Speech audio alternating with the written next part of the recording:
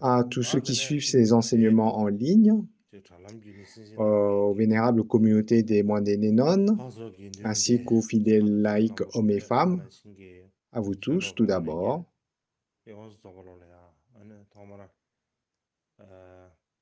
Je vous adresse mes salutations empreintes de souhaits de bon augure. Vous m'entendez tous?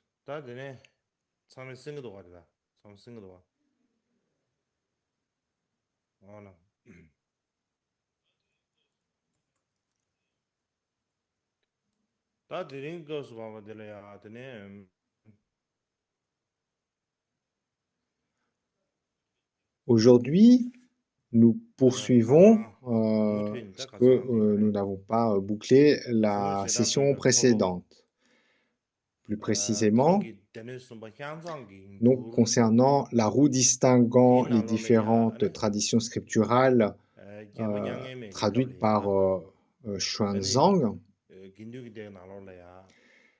son disciple Kuiji en a rédigé un commentaire dans lequel il présente les quatre factions, les quatre groupes, suivant trois descriptions différentes. Alors, pour rappel, ces quatre groupes,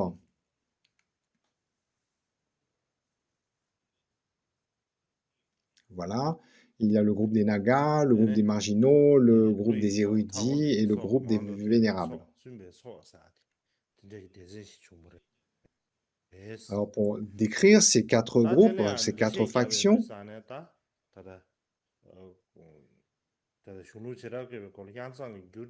comme évoqué, son disciple Kuiji, disciple de Xuanzang, donc, sur son commentaire intitulé Notes sur la roue distinguant les différentes traditions scripturales, donc un commentaire de la traduction qu'a fait son maître de la roue distinguant les différentes traditions scripturales. Et dans ce commentaire, il donne trois descriptions différentes de ces quatre groupes. Les deux premières, on les a abordées à la fin de la session d'avant, et donc aujourd'hui, on aborde la troisième description différente.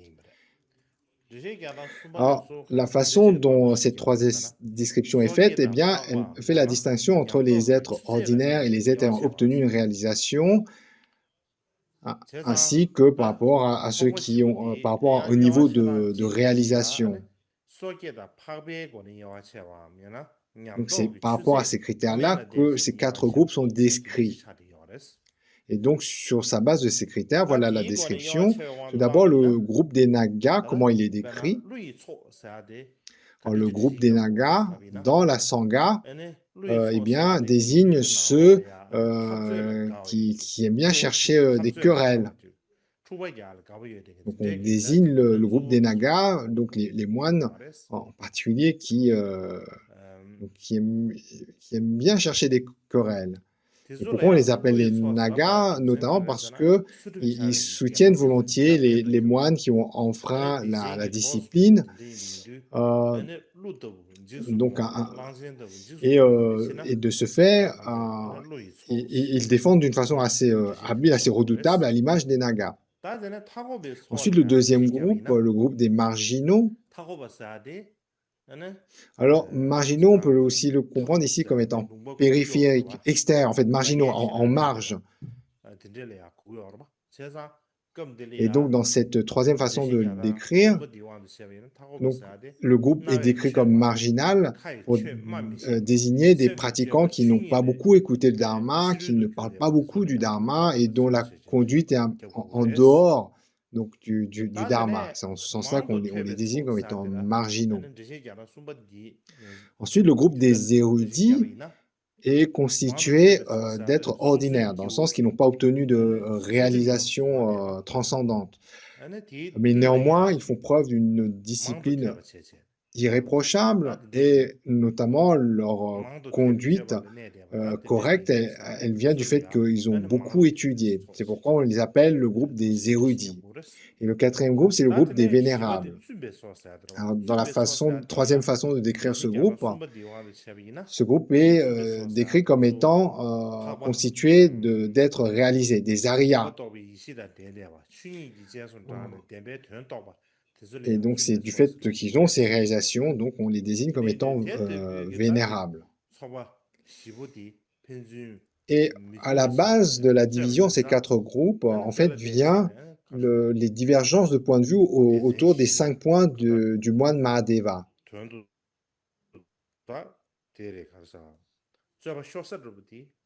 Donc, les 5 fameux points de vue de Mahadeva, du fait que les moines entre eux se sont réunis pour en discuter et que de suite à cette discussion est apparu des interprétations et des compréhensions divergentes, des points de vue divergents, plus précisément 4 points de vue divergents qui vont mener à ces fameux 4 groupes. Donc ces désaccords de points de vue se sont tournés en conflit entre ces 4 groupes et c'est ça qui a créé la division en 4 groupes.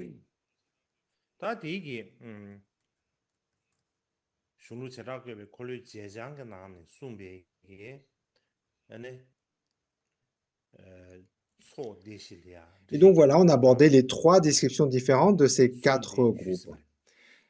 Maintenant, on va voir les explications des chercheurs contemporains concernant cette division en 4 groupes. Donc, si on pourra traiter ce point.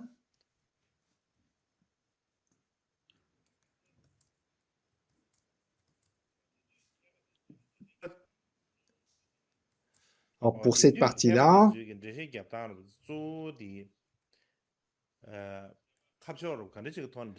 donc, ce que met en valeur les recherches récentes, c'est que cette division est notamment due à des différences géographiques.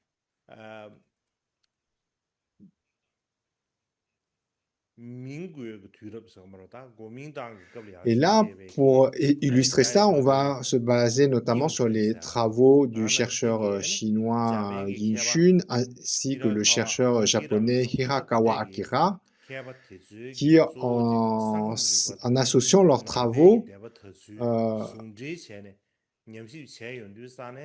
à la fois donc, les considérations géographiques et la diffusion du bouddhisme des écoles, le bouddhisme Nikaya, eh bien, on constatait qu'il y avait une différence géographique nette entre les 4 courants présentés dans l'ouvrage La roue distinguant les différentes traditions scripturales.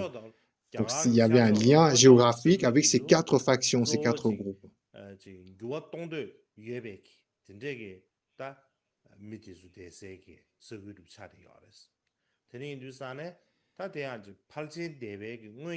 Et là également, donc tout d'abord, il y a la distinction des régions est et sud de l'Inde, donc dans ces régions-là où on sent un élan au changement et où vont apparaître donc ces groupes qui vont être, on va dire, comme une forme primitive de ce qui va donner l'école Mahasanghika. Donc ces 2 groupes soutenaient les 5 points de vue du moine Mahadeva et ils avaient notamment donc un souhait de changement, ils avaient un esprit un peu réformateur.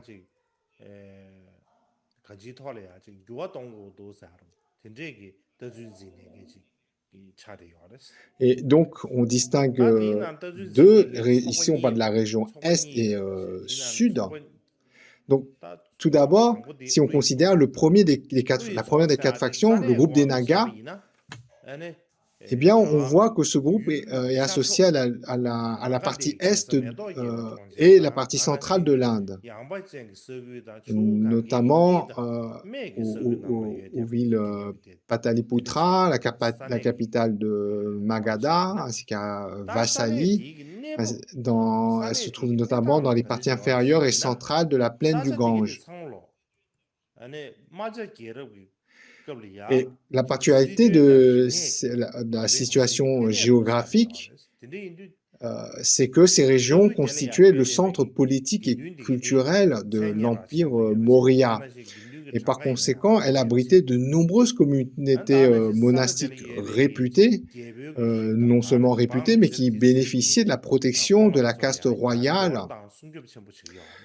Et, euh, et par conséquent, elle disposait d'une puissance politique incontournable, d'où leur nom du groupe ou parti des Nagas, pour illustrer un peu cette puissance à l'image des Nagas. Alors que donc le groupe des Nagas est localisé vers la partie de l'est, eh bien dans la partie du sud est associé le groupe des marginaux. Alors elle est associée au sud de l'Inde, dans le royaume d'Andhra.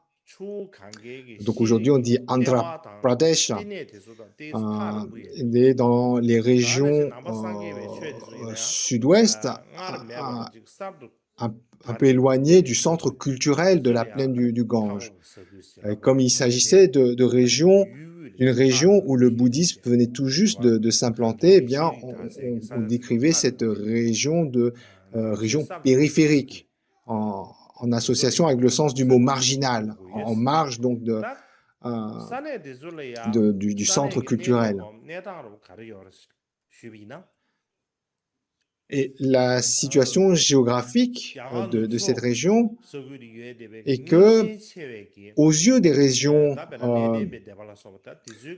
de l'Ouest, qui sont des régions conservatrices, eh bien, les communautés qui étaient récemment implantées dans les régions du Sud, de l'Ouest, eh bien, ne maîtrisaient pas bien le sanskrit et ils avaient la particularité de ne pas respecter aussi scrupuleusement les préceptes que les régions de l'Est. Pardon, de l'Ouest. Par exemple, dans le Vinaya, il y a des rituels, des pratiques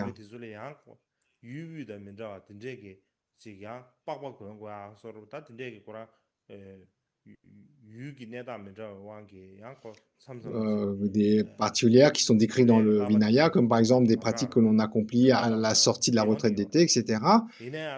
Et pour les régions donc de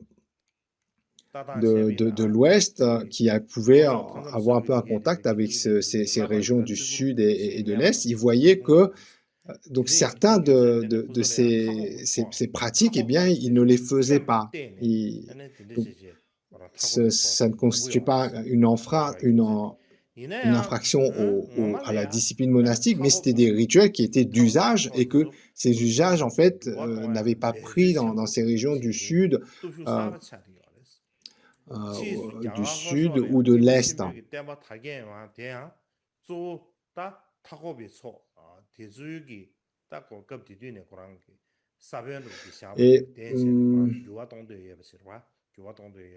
Et c'est la raison pour laquelle, donc, pour les communautés conservatrices, elles décrivaient ces régions, donc ces groupes qui étaient constitués par les marginaux vers le sud. Donc, voilà, c'était un terme comme le groupe des marginaux, le groupe périphérique, avec donc une connotation péjorative. Mais en réalité, en fait, ces groupes du Sud constituaient une nouvelle force qui était désireuse de promouvoir des réformes. Ils avaient vraiment donc une liberté d'esprit, une largesse d'esprit qui font que par la suite, en fait, ils vont jeter les bases de l'expansion future du grand véhicule dans le sud de l'Inde, à l'image de l'école Kayasya Saila. On abordera ça plus précisément lorsqu'on va aborder le sujet du grand véhicule. Alors ensuite, dans les régions de l'Ouest et du Nord-Ouest, donc ça, c'est les régions qui sont conservatrices, là, on trouve une forme primitive de ce qui va donner l'école Staviravada. Alors les deux factions qui constituent donc la forme primitive du Staviravada sont soucieuses de préserver les traditions. Et notamment, elles font partie des écoles occidentales qui se consacrent en grande partie à l'étude de l'Abhidharma. Alors, ce qui caractérise les régions géographiques, par exemple, précisément concernant la faction des Vénérables, eh bien, elle se trouve dans l'Inde centrale, mais également de l'Ouest, comprenant Mathura et les régions du Nord-Ouest, comme le Cachemire et le Gandhara. Et la situation géographique, c'est qu'à cette époque, le nord-ouest de l'Inde était une région où la culture traditionnelle et les préceptes du Vinaya étaient vraiment stricts. Les anciens, dans cette région, considéraient les Arhats comme des dieux et préservaient la discipline traditionnelle du Vinaya avec beaucoup de minutie. Ils étaient vraiment très scrupuleux par rapport à la conduite monastique. Et il se consacrait à l'étude de l'Abhidharma, comme on l'a évoqué. Et dans les grandes lignes, donc c'était un parti qui était très, très traditionnel, très soucieuse de préserver le Vinaya de façon stricte. Et plus tard, en fait, dans ces régions-là, vont se apparaître, donc vont se prospérer les courants Staviravada et Sarvastivada.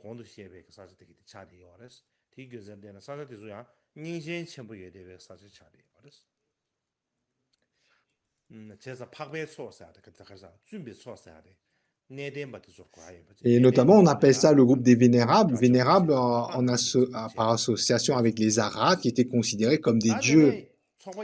Et le quatrième groupe, le groupe des érudits, eh bien, il est associé à la région géographique de la plaine du Gange centrale et supérieure, par exemple Shravasti et Sarnath, des régions où le Bouddha avait vécu. Donc c'est dans ces régions-là que se trouvait donc le groupe des érudits. Alors la situation géographique de ces régions était que les membres de la Sangha dans cette région étaient en fait les gardiens des sutras, qui perpétuaient notamment la lignée d'Ananda. Ils connaissaient une connaissance profonde des textes bouddhiques les plus anciens, tels que les 4 agamas, et ils étaient très attachés à la tradition des textes sacrés, tout en faisant preuve d'une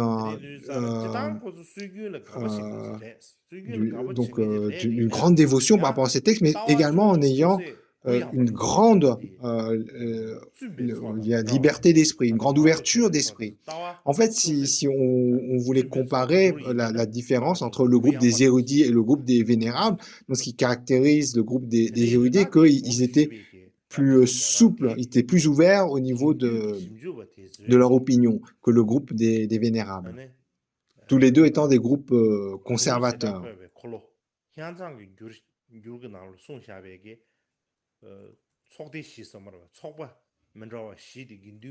Et donc voilà, par les travaux de ces chercheurs contemporains, on voit comment ces 4 différentes factions, en fait, sont associées à des régions géographiques différentes.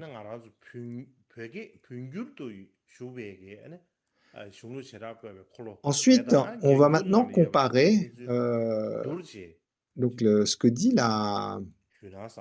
le texte tibétain par rapport au texte chinois.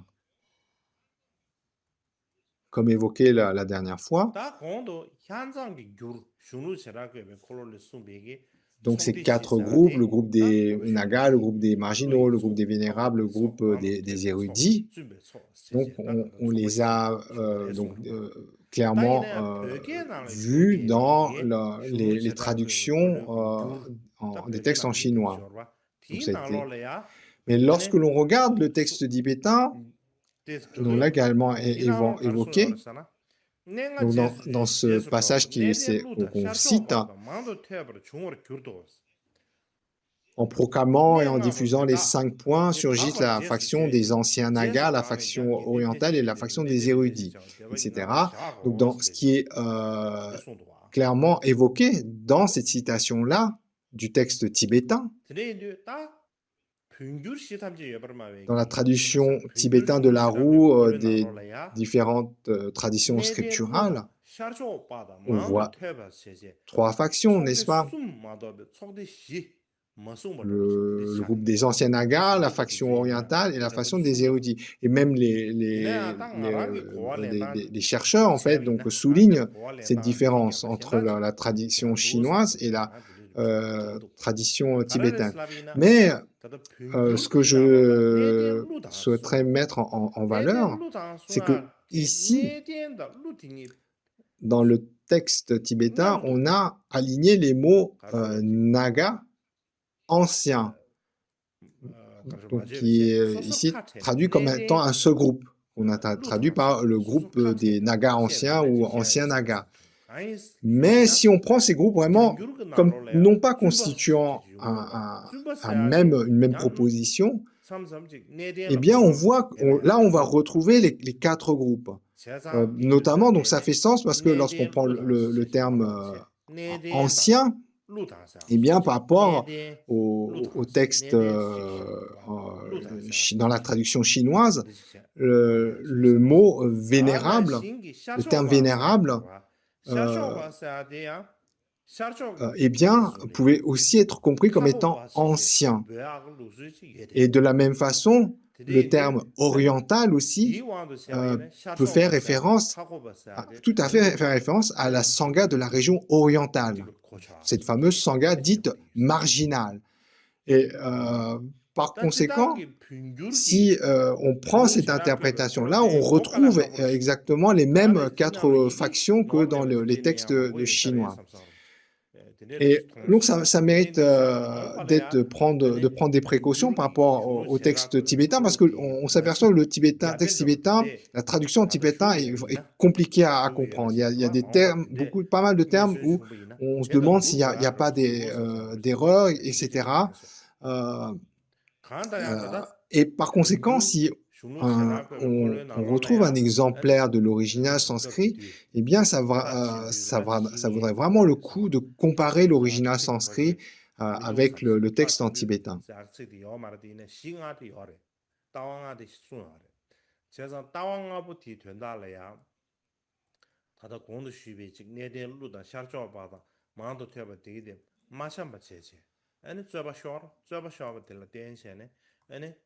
Et ensuite, donc, dans le texte tibétain, donc, on dit que sur la base de discorde par rapport aux 5 points de vue du moine Mahadeva, donc vient ensuite la division, tout d'abord la division racine en 2 écoles, donc il y a dans 2 écoles, chaque école comprenant 2 factions. Ensuite, donc, toujours dans la tradition tibétaine, on va étudier l'origine de la division en écoles suivant la tradition tibétaine. Donc, on va dire la division racine en école. Et ce sujet, dans la tradition tibétaine, c'est compliqué. Alors, pourquoi c'est compliqué? Parce que, donc, il y a par rapport aux commentaires, il y a une tradition où ils disent que cette division, elle part d'une seule école, ensuite une où on considère 2 écoles, une 3 écoles et une 4 écoles. Et dans celle où on considère 4 écoles, eh bien, il y a 2 interprétations différentes. Alors,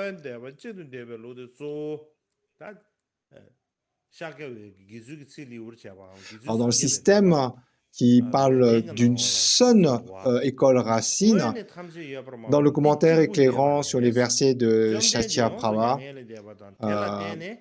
concernant les novices, donc voilà la citation. Autrefois, il n'y avait que l'école Sarvastivada. Après le parinirvana du Bhagavan, 다 공부 d'autres écoles se sont 수다르시비나 développées à partir d'elles et en sont 대바 devenues le 지다 요 fondement. 말 C'est 대바 pourquoi on l'appelle 지담제야나 Sarvastivada, 한주에나 지부마도 ceux 요 qui 말 affirment que tout 다들 existe. 치즈 아니 Cela montre qu'au 최근 départ, il 양념에 n'y avait 대베 que l'école 제래야 fondatrice du 아니 Sarvastivada et 대바 aucune autre. Plus tard, après la 긴두비제 mort 시행계는 수샤 깨라서 du roi 토네 Ashoka, le texte explique que 대바 les autres écoles se sont 겐세네 séparées en 자베 raison 대바 소소로 계속 notamment de leur récitation 대바 des 항부 Écritures en 아니 différents 자베 대바 dialectes, 신나도 etc. 마게 공래야 Et donc 가자베 là, 대바 dans 신도 cette 마게 공래 자베 tradition, 대바도 on dit 마도 que 요 au 말 départ, il n'y a 대가서 qu'une 시탐지 seule 요나 탑재 école racine, 지부마도 l'école 요 말을 공부 Sarvastivada. 들으지 송도 Donc ça, c'est la tradition qui affirme qu'il n'y a 다디 qu'une 자베 école au 대바 départ de la 제부네 division.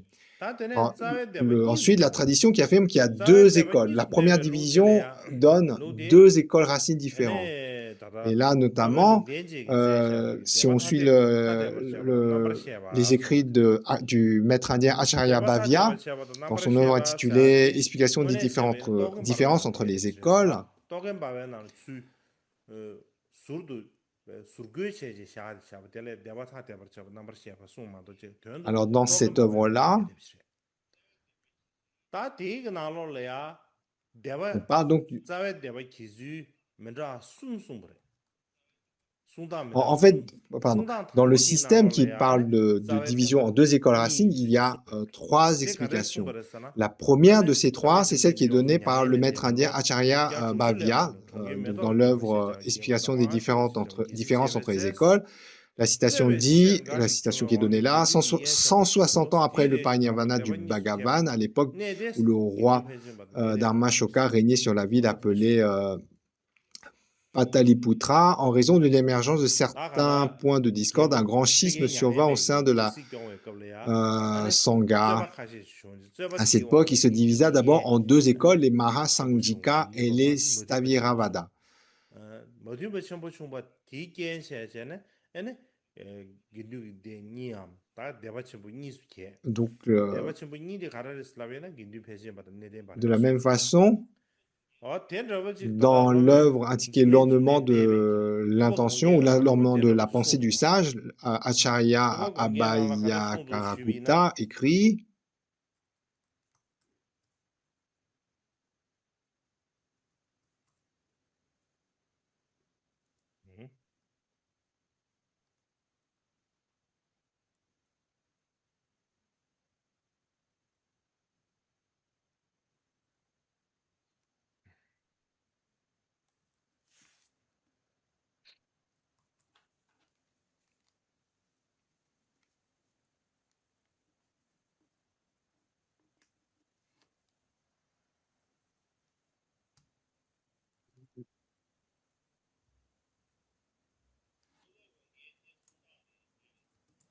alors tuba voilà la kongge ne citation en sonda de dene question, tuba qui kongge vient ne donc de nalo la ya l'ornement ne de la pensée du sage, du shen De duwa même, number comme sheba l'indique sumba la tibera Vinaya goyos yang ne dene lo Vivasa, yane debe shira tangbo deba 100 ni de ans ne après de le ba de gindu parinirvana phejen du ba Seigneur tangbo des shebe sages, en raison de dene sondwa divergences concernant les ti enseignements, sonda la de zawe Sangha deba se ni su debe divise lo de d'abord en da deux écoles, jido les chira gwe kole Saviravada et do les sonda da tyungu Mahasanghika. yo Donc là, on voit que ti ça sonda colle da tyungu avec yo ta dana shingi la da da première tara explication. na Donc, de ge jaga chujo na lo le ya et kar son également, do dans sana l'histoire du zawe bouddhisme deba ni su debe en lo de Inde, ne de be deba Taranata, sungyu ne ya sondwa ta de paji ta da de il est yo de précisé tangbo qu'il shungwe s'agit sana d'un ne récit de qui be suit la debra chu tradition shungu na lo le de be Staviravada. sondwa cheza de paji ta da de yo de Donc, ceci concorde aussi ta na avec shingi ta l'explication da qui est khasa donnée de dans la roue distinguant les différentes suru traditions chera pe khoma scripturales. da tyungu yo yan dile ya sunda mandra ji khare or sana nyang nima we se ze sha be chunju me do ning bu zheng ji ju sa de dang a zu pe ki chunju na ne ning bu ji ge zhe ba ti na lo la khare sung do sana la xin bi ge xing ai zhe ba che ba la dian xian ne ane pe jin be de ba de ne de be de ba ni chung res ti ni la de ne en za we de ba xir ke ba res ha ji Donc, il y a ti bi ji aussi yang sunda mi se une, ji une 당부 autre 잡아야 되는 description 니 où là 중간 également on 디 parle 텔라 댄션에 잡아야 되고 donc 시리케 une 버려서 description 송아지나 particulière, mais on 송다 retrouve les 미세지 mêmes 송도 bases. Ça veut dire ces descriptions, ces divisions en deux écoles, ces 간단히 안가 fameuses 모두 쉬바디 Staravirava, 잡아야 되봐 Staviravada et Mahasanghika. Et puis ensuite vient la division de ces deux écoles en division en 4 écoles. 그렇죠. 니수 Et 개변도 donc, dans 되네요. les grandes lignes, là, on vient de voir deux descriptions de cette division en deux écoles racines. La première donnée par Acharya Bhavya, la deuxième par Acharya Abhayakaragupta, et la troisième, donc il y a une troisième.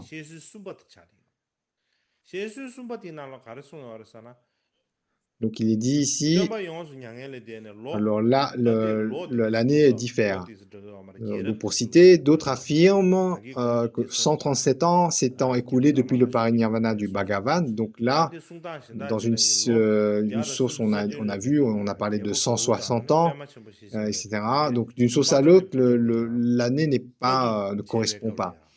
Ici, dans cette troisième explication, on parle de 137 ans après le parinirvana du Bouddha, dans la ville de Pataliputra, sous le règne des rois Nanda et Mahapadma.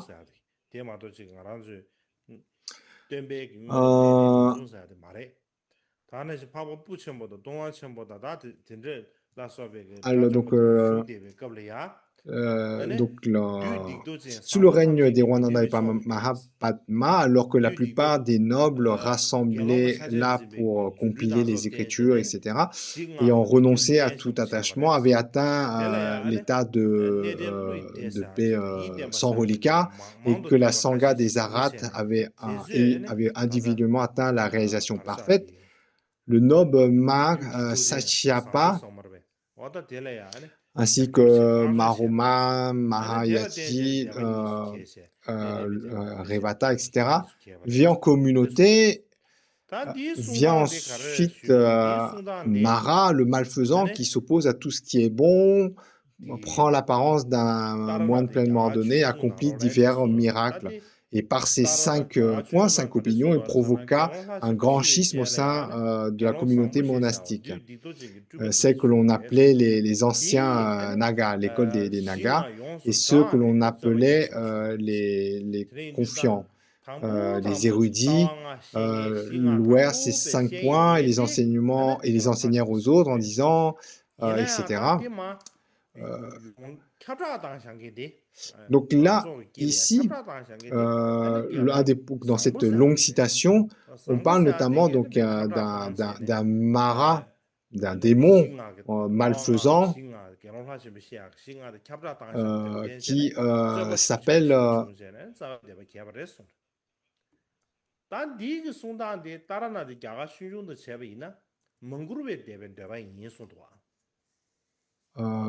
oui, alors donc, toujours sur le même sujet, dans l'histoire du bouddhisme en Inde de Taranatha,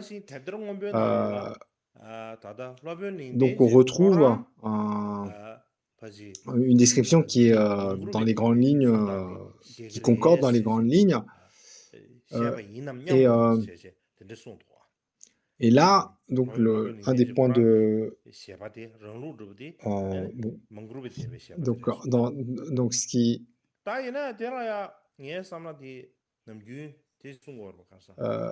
donc voilà, donc aussi bien l'œuvre de Taranatha que l'œuvre qui était citée avant. Donc d'après d'autres sources, on dit que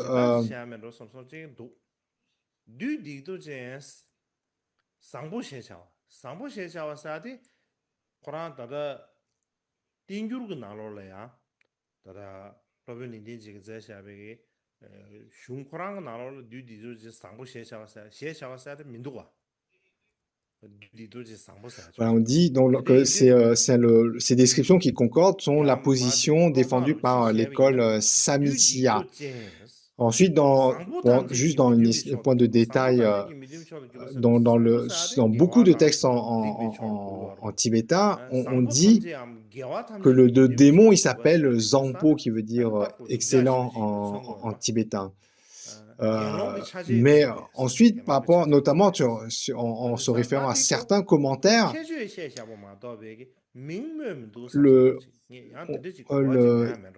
on ne devrait pas penser que ce démon s'appelle excellent. En fait, notamment dans une référence, on dit que ce démon, en fait, il s'oppose à tout ce qui est excellent. Et, 민국에서 mais 만나는 néanmoins, 수준이고 dans 이나 beaucoup 아주 de références en 배역이다. tibétain, le terme, on dit 그래서 망고시라고 Shejawa, ça veut 말로라 dire 듀티 존재 상보 on 셰샤 donne 버스. au terme excellent 고라미 comme un nom 몽고라라 propre. 상보인 뭐 Donc, 시작이 donc on appelle 야지 ce 뭐나 démon, 말해서라고 ce moine 그러잖아. démon excellent. 고랑 Mais suivant 슝크라노라고 certaines sources, je pense que 제샤자데 ce n'est pas, ce n'est pas 몽고라라 correct. Et 기도선다. que, en fait, 딱 ce 안다야. moine 대바 démoniaque, en 이수되는 fait, il n'est pas nommé. 아니 몽그룹의 대백이 On dit 시다 simplement que c'est 시다 un moine qui est mauvais, qui s'oppose à tout ce qui est 시다. excellent. Mais dans pas mal de textes, en fait, le terme excellent est transformé comme si c'était le nom de ce démon. Ensuite, on vient la tradition qui décrit les 3 écoles racines.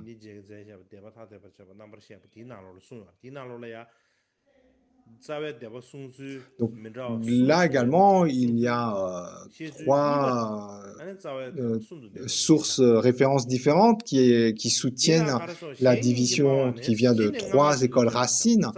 Donc là, on voit directement la deuxième des explications qui est donnée par Acharya Bhavya, où et donc où il stipule que enfin bon, sans rentrer dans les détails, donc cette deuxième explication qui est donnée par Acharya Bhavya, eh bien, dans l'œuvre de Les origines du bouddhisme en Inde par Taranatha, Taranatha précise que c'est la tradition de l'école Mahasangika, cette tradition de présenter la division racine en 3 écoles. L'école des Staviravada, les Mahasangika et les Vibhajyavadin.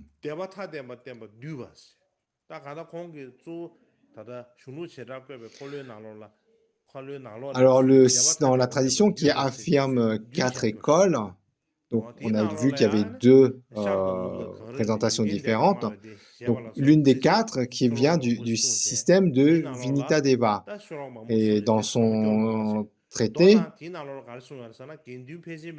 donc là on ne va pas rentrer dans le détail de la citation, mais ce qui est dit ici, c'est que donc il y a 4 écoles racines, le Mahasangika qui compte 5 sous-écoles, deuxième école racine, les Sarvastivada qui compte 7 sous-écoles, ensuite troisième école racine, les Staviravada qui contient 3 sous-écoles et les Samitya qui contiennent 3 sous-écoles. Et donc de ces descriptions, on apparaît donc 4 écoles fondamentales ou 4 écoles racines, les Mahasangika, Sarvastivada, Staviravada et Samitya. Et au Tibet, cette interprétation du système des 4 écoles quatre écoles racines venant de Vinitadeva semble être la plus largement acceptée, notamment dans l'œuvre d'Upa Losel. On voit ici, donc on cite aussi, il y a un passage aussi qui dit que les 18 écoles, en fait, sont issues des 4 écoles racines, conformément à ce qui est décrit dans le texte de Vinitadeva. Et également, dans l'histoire du bouddhisme en Inde de Taranatha, il est dit de nombreux textes tantriques indiquent qu'il existe 4 écoles racines, etc. Et que aussi que notamment ces énumérations sont concordants et que notamment que ça a été compilé à partir d'enseignements de Vasubandhu, qui est une source excellente. Mais c'est ce que dit Taranatha, en fait, donc c'est quand même, ça reste quand même un peu, ça laisse un peu dubitatif. Parce que les textes tantriques qui indiquent qu'il y a 4 écoles racines, en fait, les textes tantriques sont apparus bien après la période des écoles du bouddhisme des écoles, la période Nikaya. Et par conséquent, également, donc il y a quand même un éloignement au niveau de la chronologie entre les textes tantriques et puis la période du bouddhisme des écoles. Ou même si on dit que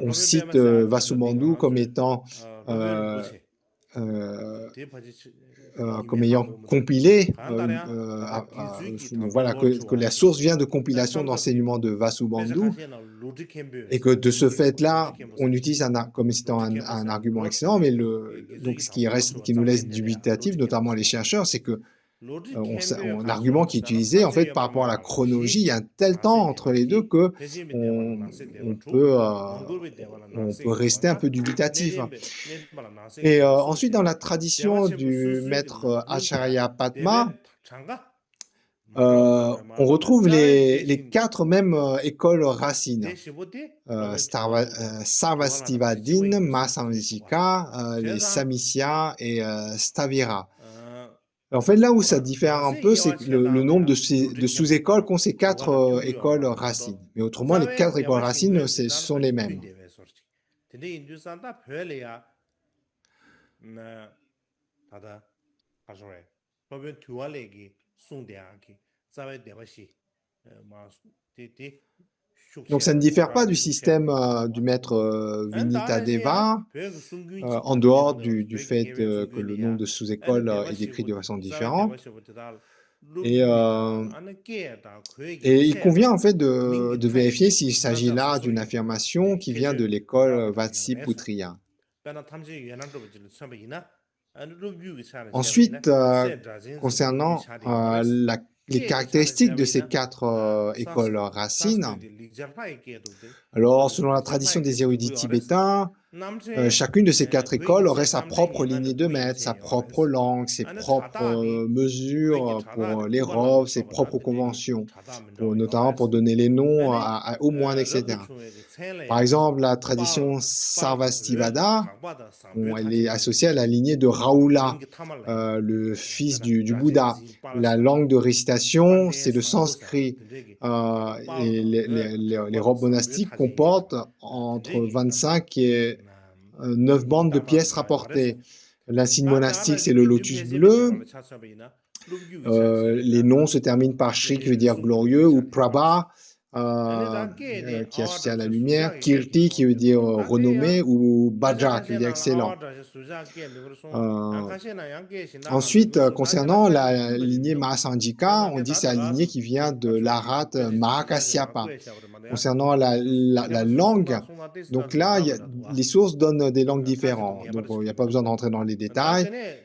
Concernant la robe, robe monastique, on parle de 7 à 23 bandes de pièces rapportées. Quant à l'insigne monastique, c'est la conque.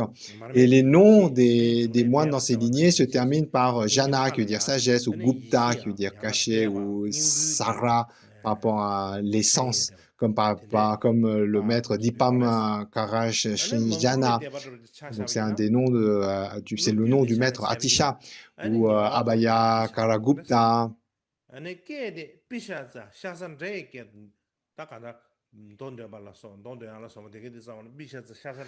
Et quant à l'école Samitiya, donc c'est la lignée qui vient, donc c'est la lignée d'Upali. La langue de récitation, c'est Paishasi. La robe comporte entre 21 et 5 bandes de pièces rapportées. L'insigne monastique, c'est une fleur de Sostika. Et donc là également, au niveau des noms, donc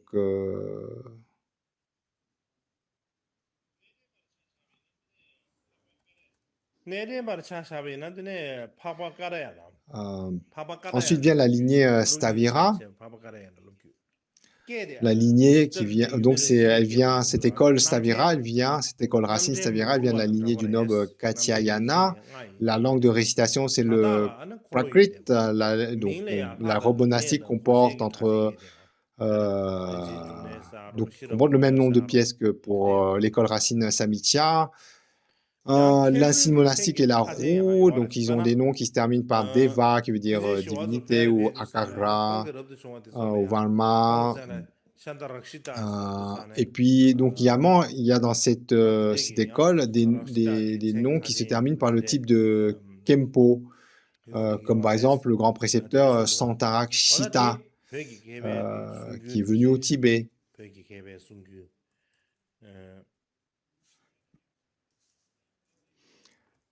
벽이 개배 숨규인 시에네 아다디 야 콩 또이네 진 뒤에나 봐 콩도 또야 Et 맨로 지당 민기 거디 솔레 양고 donc, 개숑지 donc il y a 도스스 민 beaucoup de, par rapport aux noms, etc., 기술이지 개숑 des termes qui sont familiers dans la lignée tibétain, mais on abordera ça dans les détails la prochaine fois. Mais donc voilà, dans les grandes lignes, dans la tradition tibétaine, donc comment on caractérise ces quatre écoles racines par rapport à la lignée, par rapport à la langue utilisée, notamment la langue de récitation, au niveau de la robe monastique, les différents nombres de pièces, ainsi que le symbole de la robe monastique, etc., ainsi que les noms dans cette lignée. Donc voilà pour aujourd'hui, je pense que c'est suffisant. La session est un peu courte, mais ça suffit pour aujourd'hui.